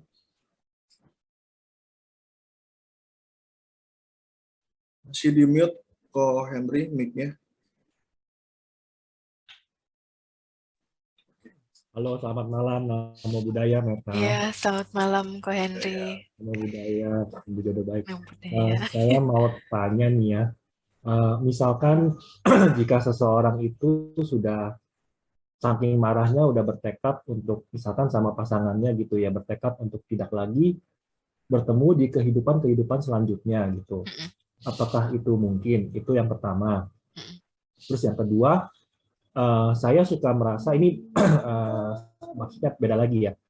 Saya suka merasa itu kadang-kadang di tengah sini saya itu suka ada getaran gitu loh, Meta. Apakah ini suatu pertanda ya? Dan juga saya kadang kalau misalkan sedang meditasi itu konsentrasinya agak sulit gitu loh, agak sulit gitu. Dan apa Iya. namanya?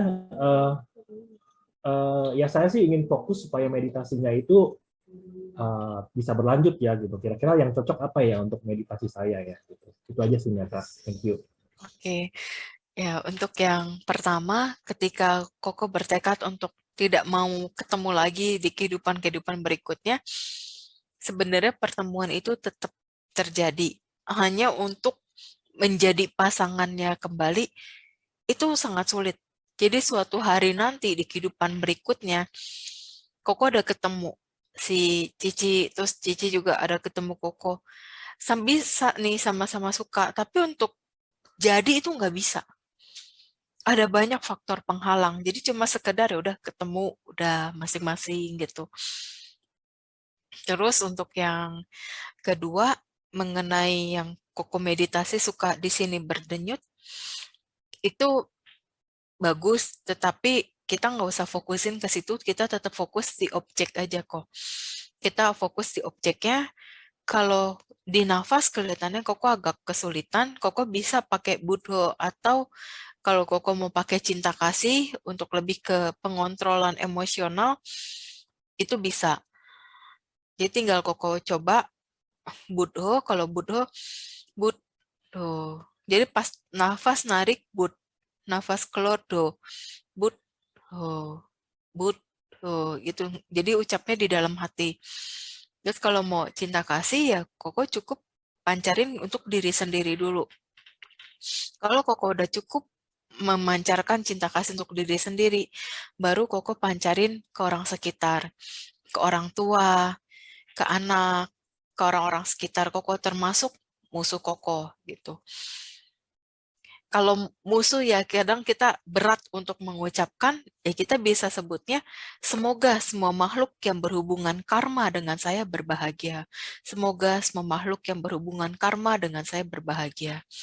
Itu udah mencakup orang yang tidak kita senangi dan musuh-musuh kita. Jadi udah kita pancarin cinta kasih, kita mau berdamai, kita cukup sama-sama saling tahu, kita cukup sama-sama saling kenal, tapi kita sudah tidak bisa dekat seperti dahulu lagi, gitu. Iya, sama-sama kok. Ya, Nomo Dada, Cimeta udah menjawab pertanyaannya. Dan juga Ko Henry sudah terjawab ya pertanyaan tadi. Oke, mungkin kita masih ada setengah jam.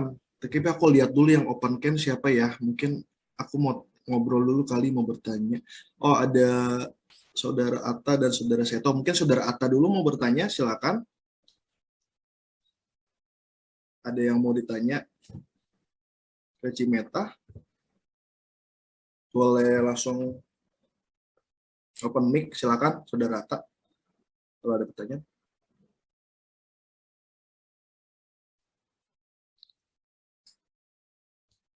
Oh, nggak ada pertanyaan ya. Oke, belum ada pertanyaan. Mungkin Saudara Seto, mungkin kok ada pertanyaan? Boleh open mic.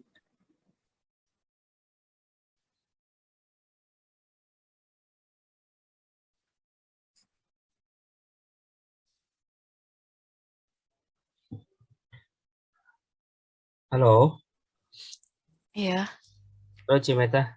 iya halo Kak Seto. Ini ketemu juga. Ya, agak intermezzo nih. Ini kan lagi rame film KKN Desa Penari. Ya, nah gimana sih sebenarnya faktanya di sana? Ini juga ada banyak yang nitip tanya juga. Apa benar ada atau cuma dongeng atau bagaimana? Terus ya seluk-beluknya mungkin bisa diceritain fakta di sana gitu. Kalau ke sana kan karena saya belum pernah ya. Jadi saya ada sempat ngelihat beberapa di YouTube bener-bener lokasinya yang katanya bener-bener lokasinya ya di sana itu memang beneran ada ya. Jadi bisa dibilang ya istana gaib gitu. Jadi ada memang sekelompok yang tinggal di sana itu ada yang memang bentuknya seperti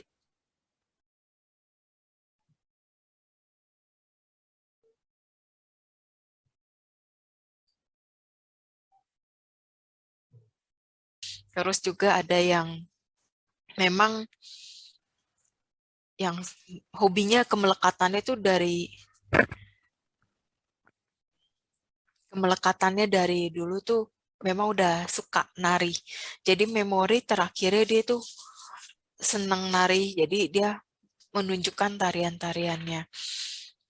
Yang sering ditampakkan ya fisik cantiknya mereka, tapi aslinya ya tidak seperti itu ya kondisi di alam petanya kayak gitu. Yang dibilang istana itu, yang istana gaib itu ada satu khusus lagi, ada memang kalau itu bukan dari alam rendah ya, ada alam Dewa Catumarajika yang memang tinggalnya di situ. Ini seperti berbatasan dimensi yang berbeda di antara peta dan Catumarajika. Hanya Catumarajika tuh kehidupannya lebih tenang. Di sana tidak mengganggu manusia sekitar sana. Yang mengganggu ya yang dari makhluk petanya. selama mereka sebenarnya tidak diganggu, mereka juga tidak mengganggu manusia. Kadang yang bikin masalah tuh manusianya sendiri, bikin ulah macam-macam, bikin hal-hal yang membuat mereka tuh marah. Jadi ya wajar, ibarat kita rumahnya dikotorin, orang ngeganggu kita, padahal kita lagi anteng-anteng, nggak ngapa-ngapain. Sekali, 2 kali kita diem. Selanjutnya kan kita juga pasti bertindak, kita bisa tegur, kita bisa marah. Begitu juga mereka, apalagi mereka kan yang dominannya alam rendah. Diganggu sekali 2 kali pasti udah cepet nggak bisa terima. Tuh. Ya, baiknya kita tahulah batasan di mana kita menghormati keberadaan mereka, baik yang peta maupun yang Dewa Catumarajika. Dimanapun kita berada, enggak cuma di desa KKN sih sebenarnya, di gunung-gunung, di hutan-hutan, semua begitu. Pasti ada berbatasan makhluk petanya maupun yang Dewa Catumarajika. Yang penting kitanya tahu diri, tahu batasan, tidak mikir yang jelek-jelek, kita aman-aman aja, mau kemana juga. Karena ya itu balik lagi ke diri kita sendiri. Kita gimana berpikirnya? Kita berpikirnya, misalnya penasaran nih. Aduh, saya penasaran nih. Mau tahu di sana gimana. Terus ada yang misalkan, saya mau tantangin lah, bener gak sih? Jangan sampai seperti itulah. Saling menghormati aja. Kalau mau tantangin ya harus sudah siap resikonya. Tuh. Oke, itu aja deh. Iya. Oke, sudah terjawab ya kok pertanyaannya. Oke, aku baca lagi ya Cimetan dari chatbox. Ini aku coba lihat pertanyaannya. Oh, ini ada pertanyaan dari Cieni, Cimeta. Ci, bener gak beberapa tahun ke depan dunia akan banyak bencana kayak monkeypox yang bakal heboh kayak COVID dan food crisis, kekurangan makanan, Ci? Itu gimana, Ci? Semua bencana alam pasti tetap terjadi, hanya kita nggak pernah tahu kapan waktunya itu. Karena kalau masalah waktu ya, itu bisa berubah-berubah. Bisa di momen saat ini, bisa beberapa puluh tahun lagi ke depan. Balik lagi tergantung dari kelompok manusianya yang berada di daerah tersebut. Seperti misalnya di satu daerah, di Tangerang atau di Jakarta, Jakarta Barat. Ya dari wilayahnya situ, gimana nih? Lebih banyak orang moha, orang dosa, orang loba gitu. Kalau orang terlalu banyak keserakahannya, ya bencana alamnya menyesuaikan. Itu. Kalau kebanyakan dosa, kebencian, ya udah akan ada banyak bencana alam yang sesuai dengan keadaan tersebut. Moha, kebodohan batin, yang menyesuaikan juga. Kan moha angin. Dosa banjir. Loba api. Jadi semakin banyak orang serakah, ya di daerah sana ada aja kondisi yang terjadi, banyaknya kebakaran, kayak gitu. Terus di mana ada kondisi banyak orang moha, banyak kebodohan batinnya, itu sering terjadi angin puting beliung. Sering terjadi badai. Di mana ada banyak orang yang penuh kebencian, ya di situ banjir melanda. Itu faktor dari karma. Terus juga kan si pengkondisinya nih harus ada juga. Sebelum karma ini berbuah, si pengkondisinya itu kitanya nih, masyarakat sekitar. Kitanya buang sampah sembarangan nggak? Kitanya hati-hati nggak dalam pemakaian listrik, kompor gas, dan ya yang barang yang bisa jadi pemicunya itu pun harus kita hati-hati. Kita harus bisa selalu waspada. Kalau mau tinggalin rumah, listrik harus dipastiin semuanya aman. Begitu juga kompor, pemicu, gas, segala macam, pastiin aman. Karena kalau itu kita tidak hati-hati, itu bisa jadi pemicu loba atau dosa ini terjadi. Kalau moha, angin puting beliung, itu juga harus ada pemicunya, kondisi dari masyarakat sekitarnya, berbuat apa gitu. Ada yang misalkan nggak pernah mau tahu tentang hal kebaikan. Mereka cuma mau taunya egonya sendiri, cuma mau taunya apa yang mereka yakini, yang belum tentu benar adanya. Nah itu pemicunya jadinya karma buruk yang berbuah bersamaan terjadi di lokasi tersebut. Jadi untuk masalah yang kayak krisis pangan, bencana alam, itu pasti terjadi terus ke depannya. Begitu juga kayak gunung meletus lah, gempa bumi, itu juga terus terjadi. Yang virus, yang penyakit yang cacar monyet itu pun bisa aja terjadi. Tapi kalau yang kayak cacar monyet, itu buatan. Jadi bukan alami. Itu punya tujuan politik tersendiri dan khusus. Itu ya udahlah, itu urusan politik. Tapi krisis pangan itu juga ada masalah politik. Jadi kalau yang masalah dikondisikan seperti ini, itu udah permainan lah gitu. Yang pasti bukan urusan alam. Kalau berhubungan dengan alam semesta ini, itu hanya api, air, angin.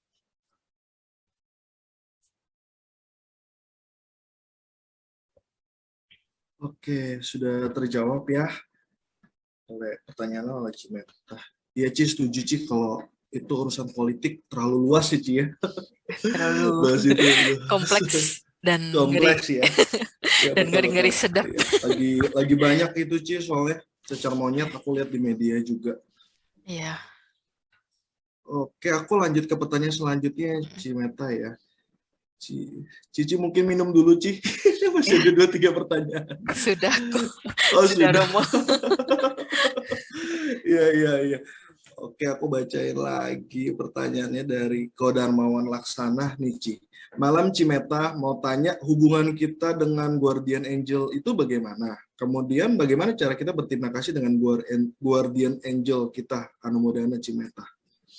Silakan, Ci. Iya. Kalau yang mengenai Guardian Angel gitu, kan semua tidak ada yang menetap ya. Semua itu selalu berubah-berubah. Kalau memang pas lagi ada karma buruk dan karma baik kita berbuah, bisa kan bersamaan. Yang paling contoh umumnya kan, ya, yang paling gampang terlihat itu misalkan amit-amit ya kecelakaan. Karma buruk berbuah, mobil hancur. Tapi ada karma baik nih yang berbuah. Jadi pada saat kecelakaan mobil hancur, kitanya nggak apa-apa, kita sekeluarga, hanya mobilnya yang hancur. Nah itu pasti ada peran dari si leluhur atau yang disebut Guardian Angel. Jadi ada karma baik yang kayak narik kita keluar dan kitanya nggak kenapa-napa gitu ketika kecelakaan itu terjadi. Terus mereka pun juga harus ada kaitan karma dengan kita. Kalau tidak ada kaitan karma ya itu tidak mungkin bisa terjadi. Terus kalau kita mau kayak mengucapkan terima kasih ke Guardian Angel ya kita sebenarnya berterima kasih karena karma baik kita sendiri. Kalau tidak ada karma baik ya tidak ada yang menolong kita juga. Jadi tanam kebajikan sebanyak mungkin dengan ketulusan dan keikhlasan. Itu termasuk ya Pangsen gitu.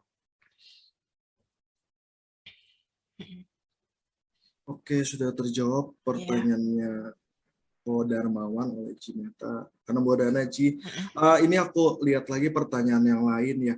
Mungkin kalau ada yang bahas politik kita nggak bahas ke sana ya teman-teman. Luas banget kalau politik. Mungkin kita aku pilih pertanyaannya mungkin yang nggak politik ya. Soalnya luas banget kalau politik. Oke, ini ada Ci Alina, Cimeta mau tanya. Malam Cimeta, bagaimana cara mempertajam intuisi? Intuisi kan penting ya, Ci, untuk kehidupan personal. Terima kasih. Untuk kehidupan personal, Ya, Ci, maksudnya. kalau untuk mempertajam intuisi, ya kita pertama latih 5 sila ya. untuk menghindari pembunuhan, menghindari pengambilan barang, menghindari asusila, menghindari ucapan yang tidak benar, dan menghindari minum-minuman yang menyebabkan lemahnya kesadaran. Terus selain itu, kita praktekin dhamma yang sudah kita pelajari.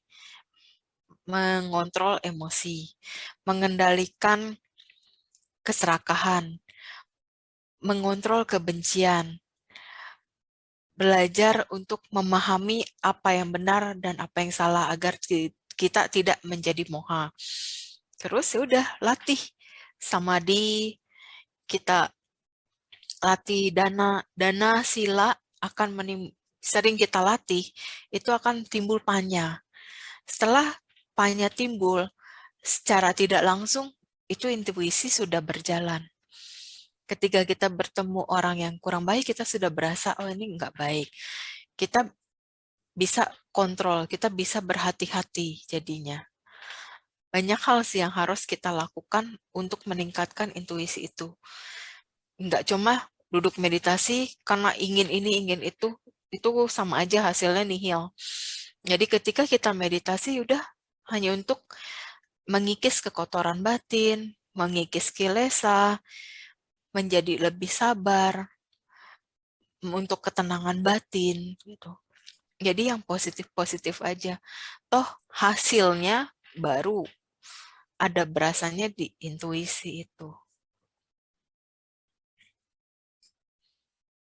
Oke, sudah terjawab ya pertanyaannya Cialina. Oke, Anumodana, Cimeta, mungkin aku nanti mau baca dulu chat box ya teman-teman. Mungkin nanti ada satu kalau nggak 2 orang, mungkin kita bisa open cam lagi ya untuk diskusi. Nggak terasa waktunya juga udah mau selesai ya. Aku antara pilih 2 orang mungkin. Habis aku baca chat box Cimeta. Sebentar, aku ada satu pertanyaan ini dari Cici atau Koko ini atas nama Sansan. Malam Ci, jika pelimpahan jasa ke orang tua, apakah bisa mengurangi penderitaan mereka di alam sana? Terima kasih. Ya, kalau pelimpahan jasa kalau orang tuanya, mohon maaf terlahir di alam peta, yaitu kalau petanya yang bisa menerima pelimpahan jasa ya kita lakukan, itu bisa mengkondisikan karma baiknya mereka berbuah, jadi mereka bisa terlahir di alam bahagia. Tapi yang dibilang mengurangi penderitaan itu balik lagi ke karmanya mereka. Kalau karmanya mereka belum cukup untuk bisa menerima pelimpahan jasa kita, atau karma baiknya mereka belum cukup untuk bisa ke alam bahagia, ya mereka akan tetap stay. Jadi kita lakukan aja terus pelimpahan jasa dengan cara apapun. Nanti kalau sudah waktunya kondisi karma baiknya ini berbuah, itu langsung otomatis beliau ke alam bahagia dan kita bisa didatengin. Ada juga yang kebalikan, pada saat masih di alam peta, dia datang ke mimpi. Tapi ketika sudah di alam dewa sama sekali tidak kunjungin anaknya, jadi sampai anaknya bingung, nih udah keterima atau belum, nih udah bahagia atau belum. Ada juga yang seperti itu. Jadi kalau ada ngomong ke almarhum, kasih tahu, Ma, Pa, kalau memang sudah di alam bahagia, tolong kasih tahu saya. Jadi saya bisa tenang kalau tahu Mama Papa tetap sudah di alam bahagia gitu. Kalaupun kita masih tetap mau melakukan pelimpahan jasa, silahkan, tapi tidak perlu spesifik namanya lagi. Bisa sebutkan para leluhur, karena leluhur kita nggak cuma kakek dan nenek. Itu masih banyak lagi di atas kakek dan nenek kita. Oco, Kongco, dan yang udah nggak tahu lagi penyebutannya, itu masih bisa aja masih di alam peta. Karena kalau kepentok dengan kemelekatan mereka, dengan tradisi, dengan keturunan-keturunannya, ya mereka bisa aja masih tetap stay di alam peta gitu. Jadi lakukan terus pelimpahan jasa di atas nama para leluhur dan semua makhluk yang berhubungan karma dengan kita. Karena penunggu rumah kita juga itu termasuk makhluk-makhluk yang berhubungan karma dengan kita. Baik, Anumodana, Cimeta, mungkin Ya, sama-sama. boleh bertanya ke panitia, mungkin saya pengen open cam lagi untuk 1 atau 2 orang ya kira-kira, mungkin tinggal 5 menit atau 10 menit lagi waktu akan selesai. Panitia boleh 2 orang atau 1 orang untuk open cam? Untuk selanjutnya, mungkin mempersilakan yang lain yang belum bertanya boleh untuk bertanya open cam dan open mic, silakan. Boleh 2 orang panitia untuk pertanyaan selanjutnya atau 1? Boleh 2 orang lagi, Romo. Oh, 2 orang lagi. Baik, 2 orang lagi silakan open cam. Mungkin kita kasih kesempatan buat yang belum bertanya ya. Mungkin silakan yang belum bertanya atau belum open cam, boleh langsung bertanya aja ke Cimeta, silakan. Boleh langsung open cam, ada. Ko Conyi, mungkin mau bertanya, silakan. Ko. Namo Buddhaya, saya memang mau bertanya. Namo Buddhaya kok. Namo Buddhaya Cimeta. Ya, Namo Buddhaya kok. Ya, saya mau nanya nih, tadi kan pertanyaannya tidak sempat dibaca. Saya mau nanya, misalnya kita kan biasa, kalau ada teman atau sahabat yang sakit, biasanya kita bantu doa dengan pelimpahan jasa juga. Iya. Biasanya kan seperti itu mungkin si pasien lebih baik. Lah, kalau kita terjadi ketemu kasusnya, kita sudah membantu si pasien dan melakukan pelimpahan jasa juga mungkin beberapa kali. Tapi si pasien itu dengan kondisinya sepertinya tidak mungkin untuk recovery lagi, dan mungkin hasil akhir itu mungkin yang terbaik. Tapi bukan berarti kita terus mengharapkan hal yang seperti itu. Iya. Kira-kira karma baik yang bagaimana yang harus kita lakukan? Iya.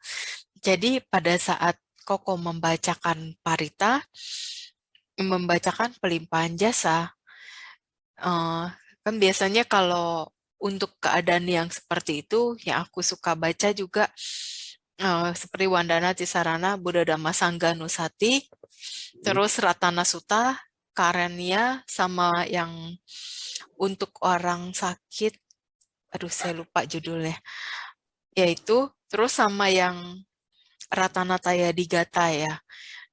Nah, setelah selesai baca parita-parita itu ditutup dengan pelimpahan jasa, baru saya ngomong semoga jasa kebajikan yang dilakukan untuk yang sakit ini namanya siapa, semoga ketemu jalan terbaik untuk beliau, jalan terbaik kita bilangnya. Jadi apapun yang terjadi, entah dia tahu-tahu bisa sehat lagi atau mohon maaf waktunya sudah harus jalan, ya udah itu jalan yang terbaik. Jadi kita kan juga tidak nyumpahin orang. Betul. Nah, terus kalau seandainya Ya. nih, dalam artian dia masih punya sebuah kemelekatan. Dalam tanda kutip ya, dalam tanda kutip. Mungkin si guardian angelnya sudah oke, tapi si ownernya sendiri mungkin kalau kemelekatan itu kira-kira bagaimana solusinya?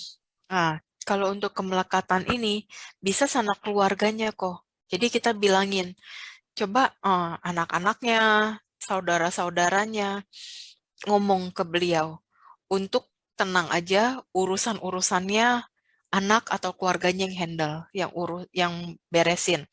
Jadi beliau apabila kalau sudah tidak kuat, kalau ingin jalan kita rela. Tapi kalau masih ada semangat hidup atau masih ingin sembuh, ingin berjuang, ya nggak masalah gitu. Jadi ya diomongin dari sanak keluarganya.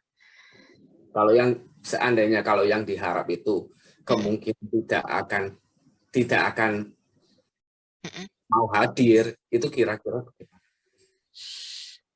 Jadi ya kita tetap harus menyampaikan sih ke keluarganya. Jadi harus ada perwakilan dari sanak keluarganya yang ngomong. Gitu. Karena kalau kita yang ngomong, tetap dia akan terus kepikiran, dia tetap menunggu sanak keluarganya yang bicara. Tekad itu masih menjadikan kekuatannya untuk menunggu. Oke, terima kasih. Ya, sama-sama. Sudah terjawab ya Coach Oni ya Oke, terima oleh kasih. Cimeta.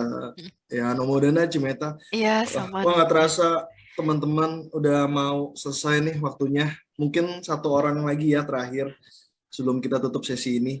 Silakan boleh open cam, dan open mic. Silakan teman-teman mau bertanya langsung dengan Cimeta. Atau yang nggak bisa dibacain, wah saking banyaknya nih Ci, kalau Cimeta nih, waduh pasti pertanyaannya banyak banget. Mungkin bisa via Instagram ya Ci ya. Kalau Cimeta sempat boleh dijawab tuh Ci. Oke, boleh teman-teman, mumpung masih ada satu orang lagi nih, terakhir boleh open mic, open cam silakan. Atau mau sharing atau ada pertanyaan silakan. Kalau bisa kita kasih teman-teman yang belum open cam ya, biar semua bisa bertanya juga. Ayo silakan untuk terakhir sebelum kita tutup sesi pada malam hari ini, teman-teman yang belum bertanya.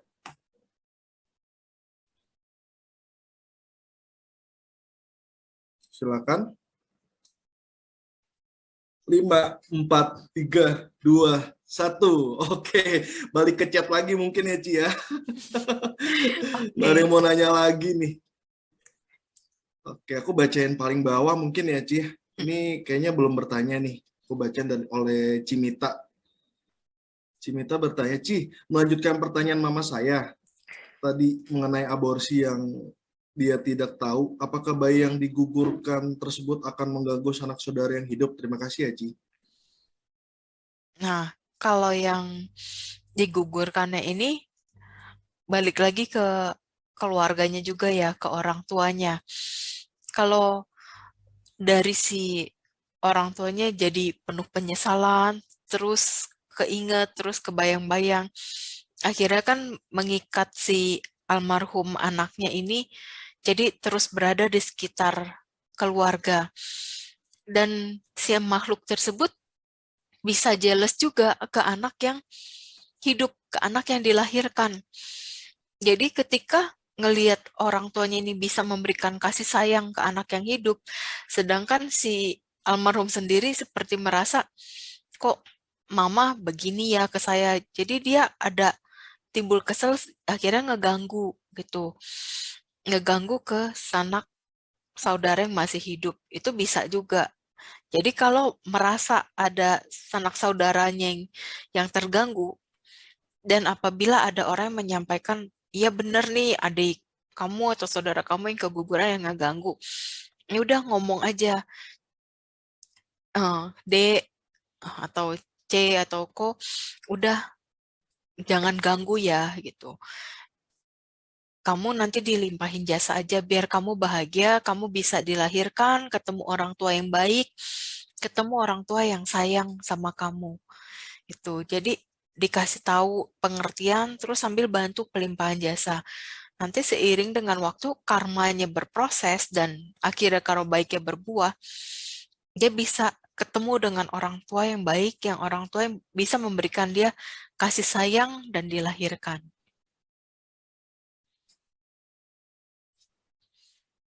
Oke, sudah terjawab ya oleh Cimita.